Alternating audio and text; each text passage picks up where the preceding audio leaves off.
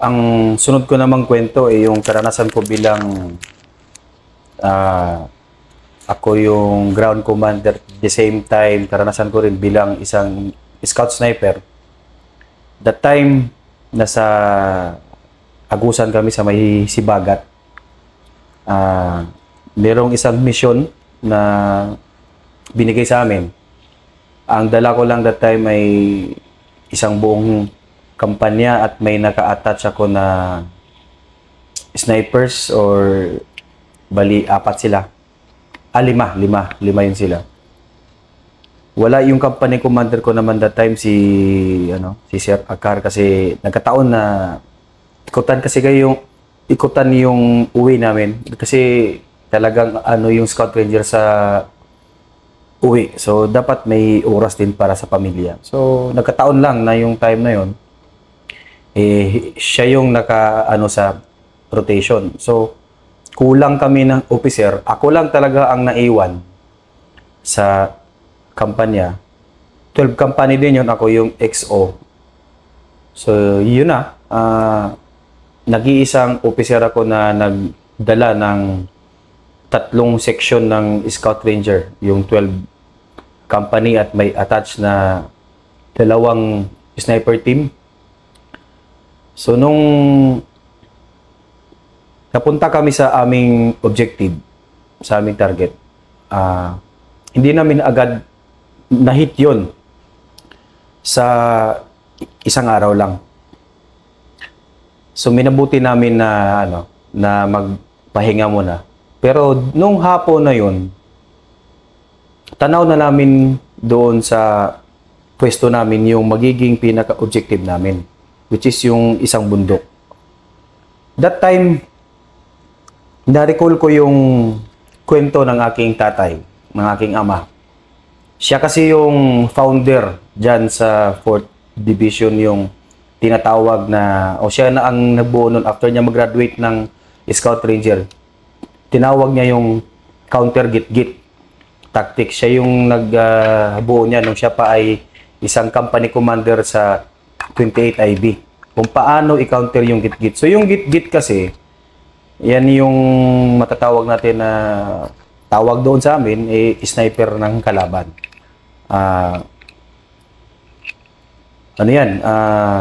Birahin yung grupo nyo, putukan nila, just to inflict casualty. Okay? So, after nilang magputok, takbo. So, ang mangyari sa grupo ng sundalo, kasi meron kayong wounded, so magiging mabagal yung movement nyo ngayon. So, hirap kayo kasi meron kayong binubuhat. So, yun yung tactics nila. So, mag-take advantage naman sila doon sa ganong tactic. Kasi since mabagal kayo, napakadali lang nila kayong ambusin or bungguin o lagyan ng IED yung daan nyo. So, bilang isang Scout Ranger, hindi kami mahilig dumaan sa mga trail. No? Lagi kaming gumagawa ng sarili naming daan. So, nung habang nagpapahinga kami at nasa may high ground din kami, tanaw namin dyan sa pwesto namin yung nasa may baba, yung malaking daan. Although rough road siya, hindi lang siya sementado pero kayang dumaan yung isang kotse, kumbaga yung lapad niya. So doon kami sa may high ground. Naghanap kami ng magandang cover. Noong hapon, habang nagpahinga kami, naalala ko nga yung turo sa akin ng aking ama, yung counter git-git, kung paano na hindi ka maisahan ng kalaban. So, ginawa ko yun. The same time, ako ng tropa, gwardya, at yung sniper ko, inilagay ko doon sa magandang pwesto para kitang-kita na yung sa may baba kung saan yung laging mayroong dumadaan. Maya-maya mayroong dumadaan na isa, dalawa, minsan, pinakamarami, 3, mga naka-itim. So, ginawan ko sila ng pattern.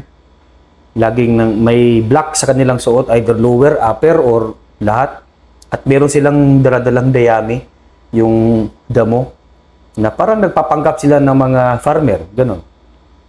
So very unusual kasi kung ito yung daan, dito kami, isang direksyon lang yung kuha nila, yung dinadaanan nila. Napunta lang dito. Baga kung nasa view ko, nasa may kanan namin. Then pagkarating doon sa may maliit na burol, nawawala sila, pumapasok sila doon sa may burol na yon. So yun yung nakikita kong pattern na parang bakit ganon. Tapos wala nang ibang civilian na magdaan ng ganito. Although wala kaming makitang baril na bit-bit nila. So laging naka-OP yung mga snipers ko. At the same time, yung mga counter-git-git ko sa gilid to make sure na hindi kami maisahan. Then, same, maya-maya, may isa, dalawa, tatlo magdaan. Hanggang kinabukasan na tulog kami, gumising na naman kami ng madaling araw.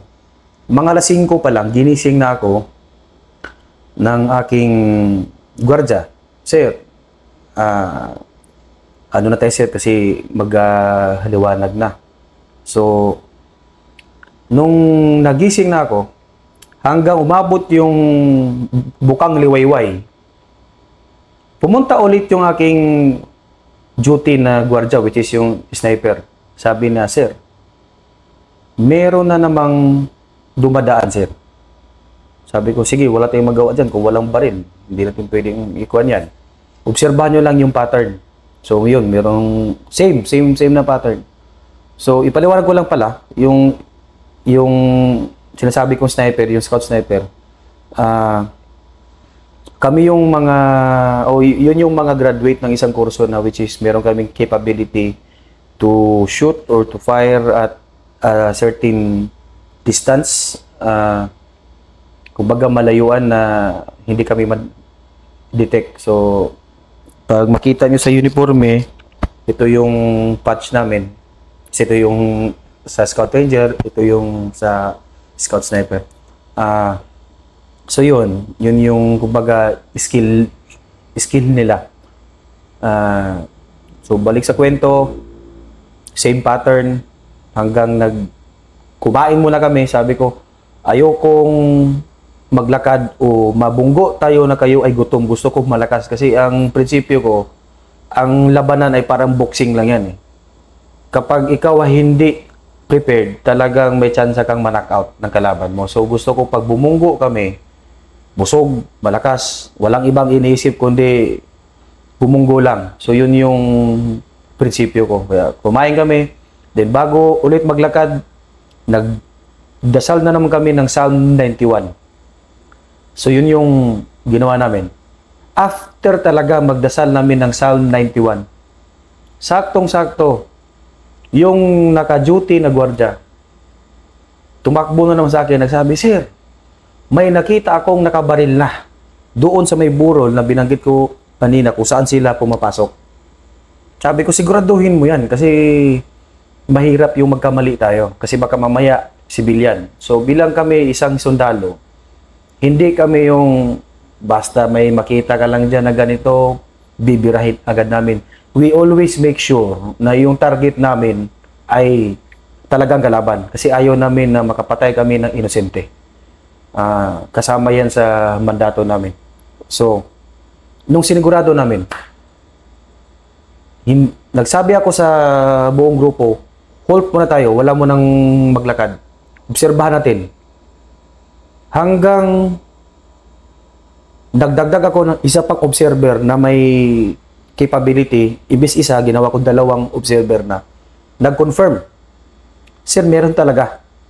Ilan sila? Sabi ko, sir, 2 hanggang parami ng parami. So, in short, based doon sa observation ng aking mga tropang snipers, mga more or less nasa 6 or 7 sila na nakita. So, yung activity na nakita nila ay naglalagay na sila ng camouflaging doon sa kanilang mga damit. So, yun na analyze namin na magkakandak ambush to. So, ang nangyari, imbis kami yung, kasi alam naman yan ang mahirap kasi dito sa kalaban ng NPA, usually, marami silang mga mata, no? So kaming mga sundalo lugi kami diyan kasi pag makita ka nila, marami silang mga mata diyan. So malalaman agad nila. So bilang Scout Ranger, ginagawa namin ng paraan yan para i-counter namin. So naramdaman nila o nalaman nila na may nag-ooperate ng mga sundalo. Yun nga lang, lamang namin, hindi nila alam kung saan kami. Saan kami nagpwesto, saan kami nanggaling, o saan yung direksyon. So, na-counter ko yun dahil ako yung tipong hindi ako nagmamadali. Lagi kong inoobserbahan, siguro dahil bilang Bisaya din, may mga kunting nakuha din ako sa mga sundalo rin ng mga Bisaya. Yun nga, mag-observe sa paligid, pati sa kalikasan, mga ibon, at iba pa. So, seniority ako na hindi kami nagmamadali. At nung time na yun, nabaliktad yung sitwasyon. Sila yung magkakandak ambush, kami yung nang-ambush, parang gano'n. So, pinwesto ko yung tropa ko, nag-assign ako ng isang grupo na maging maneuvering team, yung mag-assault. Pero ang unang shot, unang fire is manggagaling doon sa dalawang sniper team ko. So ang squad leader that time ng sniper team ay si Master Masapol, na isa ding magaling na sniper. So nag-usap kami, sabi ko, make sure of your target, siguraduhin mo na kitang-kita. Kitang-kita yung magiging target nyo. Tapos the same time, siguraduhin na ma-designate yung sa bawat shooter. So yun na, then kinausap ko yung buong grupo, walang ibang magpapaputok, ang signal natin is yung putok ng sniper. So habang nakapwesto na, nag-antay ng command sa akin si Sergeant Masapol pa that time. Sabi ko, ikaw ang magbibigay ng signal once meron na kayong magandang pag-acquire doon sa target. Hindi na magaling sa akin kasi wala man akong hawak na scope. So yun, pagkaputok ng sniper, nag-volume of fire agad yung kalaban. Unknowingly, yung maliit na grupo doon sa burol, parang advanced post lang nila yun. Ang main body pala doon sa likod, ang dami. So, ang daming putok nila. Pero alam namin na hindi nila alam kung saan ang galing. So, basta nagpapaputok lang sila. Para siguro, pang psyops din sa amin. So, nagpaputok ng 2-3. Ang dami lang putok. Yun pala, yun na yung withdraw nila. May nagsigaw pa ng assault. So, yun pala yung parang pag-withdraw nila. Pagkaputok, meron agad tinamaan, meron tumumba. Then, that's the time na nag-maneuver yung isang section ko at yung isang section na reserve nakatuka naman doon sa may left side. In kaso kung mayroong mag-reinforce na kalaban. Habang nangyari yun, naabutan ng assaulting team ko yung mismong burol kung saan may nakitang tumumba. Ang daming bakas ng dugo. At yun, walang makitang tawa ng tao. So, malaking question ngayon, bakit wala? Kinonfirm ng snipers ko na meron. Although meron lang merong kunting pagkakamali lang doon sa sa sobrang excited. Nakatutok lahat doon yung shooter ko sa isang tao, hindi na distribute. So, although may mga follow-up shot yun, maraming bakas ng dugo. At ang bilis kasi ng mga kalaban talagang tumakbo at mag-eskapo. So, ang sabi ko doon sa section leader ko, si Master Pareño, hanapin nyo, i-combat tracking nyo, i-track nyo yung dugo kung saan. Hanggang tinrack nila, papunta doon sa may maliit na sapa. Doon nila nakita yung buhay na rebelde at maraming sugat. Nagtataka nga kami kasi yung butas ng katawan niya ay 4. Dalawa sa paa, dalawa din sa katawan, pero buhay. Tinawag sa akin. So, unang pumasok sa isipan ko is buhayin. Bakit? Bakit kailangan buhayin? Kalaban na nga. Siyempre, para sa akin, yung mga rebelde natin, kung tayong mga sundalo kasi is lagi na lang isipin natin kalaban yan, patayin at ano. So, wala na tayong pinagkaiba sa mga kalaban natin. So, kapag may buhay, binubuhay namin yan para yung mabubuhay, sila din yung mismong makapagkwento na mali yung iniisip nyo sa gobyerno. Mali yung iniisip nyo sa mga sundalo. Kasi ang sinasabi ng mga paninira kasi ng mga kalaban natin, laban sa mga sundalo is huwag kayo mag-surrender kasi papatayin lang din kayo ng mga yan. So, talagang mali yun. So, ang purpose ko nun, mabuhay siya para siya mismo ang magsabi na ano talaga ang programa ng gobyerno, ano talaga ang goal o ang mission ng isang sundalo ng Pilipinas. So, yun. Binuhay namin, binuhat. Medyo nahirapan yung tropa kasi napakabigat talagang buhatin yung isang wounded na nakalaban. So, ang ginawa ko, pinadala doon sa mismong pwesto namin. Then, habang siya ay nakahiga doon, minabuti kong kumuha ng video o record para may ebidensya ako na hindi namin siya ginalaw. Hindi namin siya inabuso o kahit man lang kurot, wala kaming ginawa. So, sinisigurado ko yon. Then, in-interview ko siya. Tinaturo ko pa sa kanya yung mga nirecover na mga bala, pati mga gamit, pati mga bomba para to make sure na sa kanya talaga yon. So, inamin naman niya sa kanya to, ganito sa yung baril sa kasamahan niya. Inamin niya yon. At sinabi niya na siya ay isang team leader. Nung malaman ko, tinanong ko siya kung taga saan. Then nagpakilala din ako sa kanya. Sinabi ko, magkababayan lang tayo. Gusto ko na mabuhay ka. So, nag-usap kami in Bisaya. Nagpapasalamat naman siya na hindi namin siya ginalaw or pinatay. Pero, makikita mo talaga sa mukha niya na grabe na yung pagtitiis niya at halos wala na siyang dugo. Medyo na siya puti. Pinipilit namin siyang mabuhay. Pati yung sariling dextrose na bit-bit namin, na ibigay na namin sa kanya. Although, baga, ginamit na namin para lang mabuhay siya. Lahat ng sugat. Meron pang mga pictures niyan na na nakuha namin. Yung nga lang, hindi talaga niya kinaya. Siguro, maintindihan ko din bakit hindi niya kinaya kasi sa dami ng tama ng bala niya during assault. So, sayang din siya. Kasi alam ko naman, itong mga nagre-rebelde sa atin, yung mga biktima lang yan sila Biktima lang yan sila ng mga maling ideolohiya na naituro sa kanila. So, somehow, naibigay namin sa talagang pamilya niya yung bangkay. Binuhat talaga namin galing bundok hanggang doon sa may labas. Hanggang binigay namin sa pulis. Hindi namin pinabayaan o inilibing lang doon. So, bilang respeto din sa kapwa, mandirigma, ayaw ko din na bastusin kahit nakalaban yan. So, yun din naman yung gusto ng nasa may taas na wag iwanan lang ng basta-basta. So, dinala namin hanggang ibinigay namin sa barangay. Yun lang naman yung, kumbaga, nangyari doon. Pero, ang ano ko noon is, yes, nakascore kami. Kami yung parang walang nangyari sa tropa ko, walang namatay. Pero, masakit din sa na makita mo yung mga simpleng magsasaka, simpleng civilian, nag-aarmado, tapos kababayan ko pa.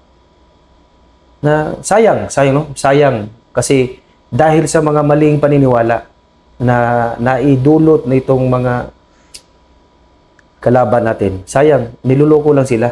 Yun lang yung ko doon.